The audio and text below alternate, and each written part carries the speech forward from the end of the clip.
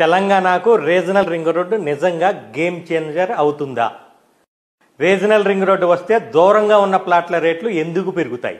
ఇప్పుడున్న real estate పరిస్థితుల్లో సామాన్యంగా ప్రతి చిన్న ఇన్వెస్టర్కి వచ్చే ఆలోచన ఇదే.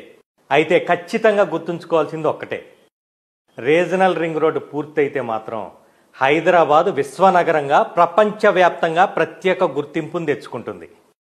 రీజనల్ రింగ్ రోడ్డు అవతల 5 కిలోమీటర్ల వరకు హెచ్ఎండిఏ పరిధిని పెంచడం అంటే అసలు హైదరాబాద్ విస్తీర్ణం ఎంత పెరుగుతుందో ఊహించుకోండి.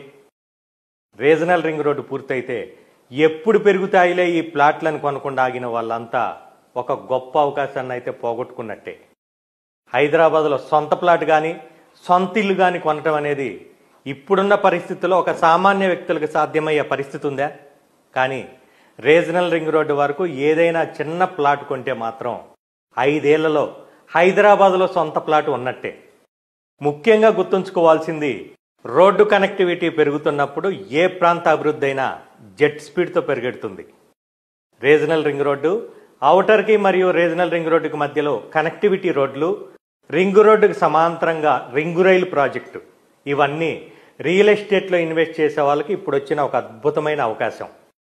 రోడ్డు కనెక్టివిటీ బాగున్న దగ్గర ఎక్కడ కొన్నా సరే వచ్చే 5 ఏళ్లలో ఊహించనంత అభివృద్ధి జరుగుతుంది.